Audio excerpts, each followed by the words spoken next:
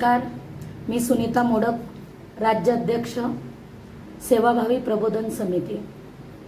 आज आपला राज्यव्यापी दौरा चालू आहे। पहिला दौरा आपण नागपूरपासून सुरू केला। नागपूर विभाग झाल्यानंतर आपण अमरावती विभाग केला। त्यामध्ये 11 जिल्ह्यांची परभणीत जशी आपण लावली होती। सेवाभावी संस्था तळागाळात कशा काम करता आहेत आणि देशाचं संघटन वाढवण्यासाठी किंवा देशाप्रती त्यांना कुठलं काम त्या करत आहेत त्यासाठी खरं तर आपण कार्यशाळा घेतल्या। आपण तिसरा जो विभाग आहे कोकण विभाग, त्यामध्ये आता आपण काम करत आहोत। कोकण विभागामध्ये काल रत्नागिरी जिल्हा आणि तालुके यांच्या कार्यशाळा पार पडल्या। कार्यशाळेमध्ये नुसती कार्यशाळाच आपली प्रबोधन समिती घेत नाहीये, तर प्रबोधन समितीला सगळ्या राज्य कार्यकारिणी, विभाग कार्यकारिणी, तालुका कार्यकारिणी आल्यानंतर ते कुठे कामकाज करतील तेथून सुरुवात आहे। तर आपलं पहिलं तर ऑफिस ओपनिंग होत आहे प्रबोधन समितीचं, पत्रकार परिषद घेतल्या जात आहेत आणि तिसरं म्हणजे आपली कार्यशाळा म्हणजे स्वयंसेवी संस्थांना न्याय देण्यासाठी आपण 4 विषय हातामध्ये घेतलेले आहेत। मोडकळीस आलेल्या सामाजिक संस्थांना मार्गदर्शन करणं, त्यांचं पुनर्वसन होणं गरजेचं आहे।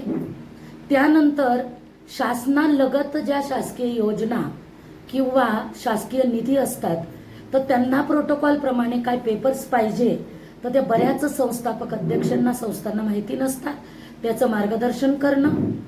तिसरं आपण रोजगार प्रति त्याच्यावरती जास्त भर आपण देत आहोत। समाजामध्ये रोजगार जर वाढला तर समाजामध्ये राष्ट्रहिताची कामं चांगली होऊ शकतात। आणि चौथं आहे स्वयंसेवी संस्थांना सगळं जर त्यांनी प्रोटोकॉल प्रमाणे त्यांच्याकडे असेल तर कंपन्यांपर्यंत आणि शासनापर्यंत पोहोचवणं, हे आपलं काम चालू आहे।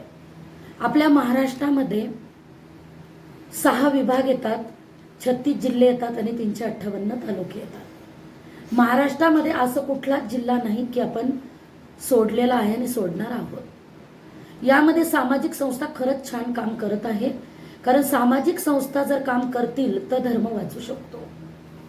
तुमचे भजन, कीर्तन, पाठशाळा, व्रतवैकल्य, धार्मिकतेचे मंदिर, त्यानंतर जे जयंत्या होतात, लोकमान्य टिळकांची असेल, गणपती बाप्पाचा उत्सव असेल, अनेक जयंत्या आणि अनेक उत्सव ह्या धार्मिकतेतून ह्या सामाजिक संस्थाच करत असतात। पण कुठेतरी पाठबळ त्यांना कमी आहे, ते म्हणजे अर्थकरण। अर्थकरण जर त्यांच्या समोर असेल, त्यांना मिळत असेल तर ते अजून कितीतरी देशाची सेवा करण्यासाठी हे पुढे येतील। हे व्रत प्रबोधन समितीने घेतलेलं आहे आणि आज सिंधुदुर्गमध्ये कुडाळ असेल, मालवण असेल, असे अनेक आजूबाजूचे काय म्हणता तालुके आणि गावं इकडे येत आहेत। आता 2 वाजता आत्ता नुकतंच इथे सिंधुदुर्गमध्ये आपलं प्रबोधन समितीचं ऑफिस ओपनिंग झालं। आता पत्रकार परिषद पार पडते आहे। यानंतर आपल्या एका हॉलला कार्यशाळा आहे। उद्दिष्ट आणि ध्येय धोरण हे आखणं आमचं काम बनतं आहे। महाराष्ट्रामध्ये अशी कुठलीच सामाजिक संस्था बेवारस राहू नये, तिला अन्यायाच्या याच्यामध्ये चक्रामध्ये ती अडकू नये, यासाठी हा अट्टास आहे। शासनाच्या अनेक योजना आहेत, शासन द्यायला देखील तयार आहेत, पण आपलं मार्गदर्शनाचा अभाव कुठेतरी कमी पडतो आहे। एका कार्यशाळेला 500 600 सामाजिक संस्था येत आहेत। त्यामुळे राज्याध्यक्ष ह्या नात्याने संपूर्ण महाराष्ट्रातील तमाम संस्थांना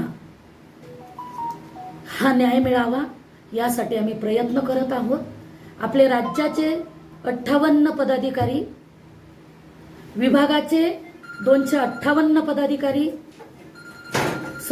विभागाचे 42 अधिक कार्यकारिणीवरील पदाधिकारी, त्यानंतर जिल्ह्याचे 258 पदाधिकारी आणि त्यानंतर तालुक्याचे 2506 पदाधिकारी हे बनलेले आहेत।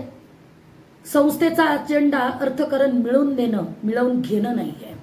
त्यामुळे आतापर्यंतचा जो प्रवास झाला तो विनामूल्य महाराष्ट्र दौरा झाला. कार्यकारिणी बनवताना एकही रुपया घेतला गेलेला नाही. तसंच आपण जे कामं करणार आहोत तर आपल्याच कार्यकर्त्यांकडून पैसे घेऊन समिती मोठी करणं हा उद्दिष्ट खरं तर प्रबोधन समितीचा नाहीये.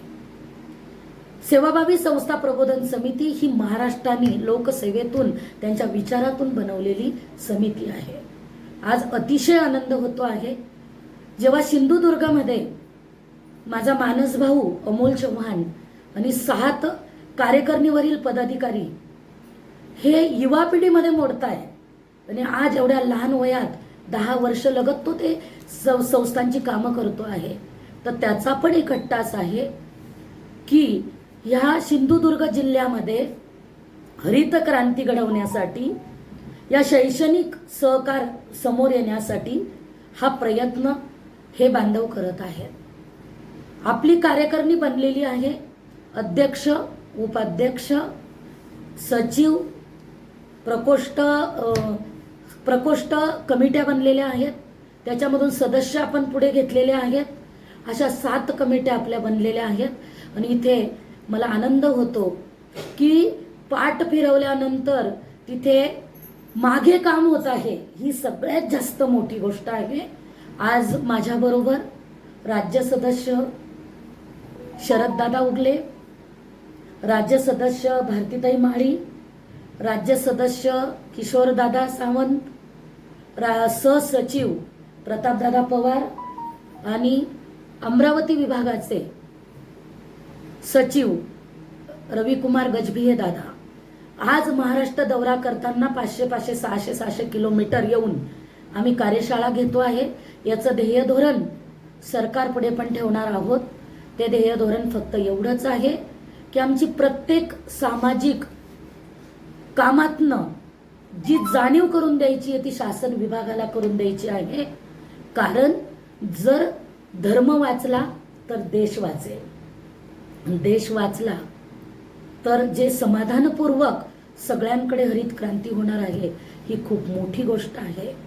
तर याच्यामध्ये अजून एक गोष्ट, ज्या जिल्ह्यामध्ये जातो त्या जिल्ह्यामध्ये पत्रकार बांधव जे ह्या देशाचं 5वा स्तंभ येतो, पत्रकार बांधव नसते तर बातम्याच पुढे जाऊ शकल्या नसत्या.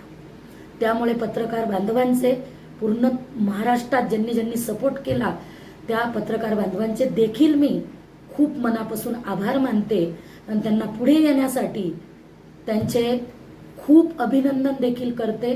आणि अमोल सारखे जिल्हा अध्यक्ष हे प्रत्येक जिल्ह्यात काम करावे. बारकाईने मी जर त्याची फाईल वाचली तर खरंच असं देशामध्ये प्रत्येक जिल्ह्यामध्ये जिल्हाधिकारी जिल्हा अध्यक्ष काम करतील तर खूप मोठी संकल्पना पुढे होऊ शकते आणि अर्थकारण वाढू शकतं. त्यासाठी मी येथील रत्नागिरी, सिंधुदुर्ग, रायगड, कोकण विभागातल्या सर्व सामाजिक संस्थांना पुढील वाटचालीसाठी शुभेच्छा देते आणि माझ्या कार्यकारिणीला मनापासून अभिनंदन करते. जय हिंद, जय महाराष्ट्र.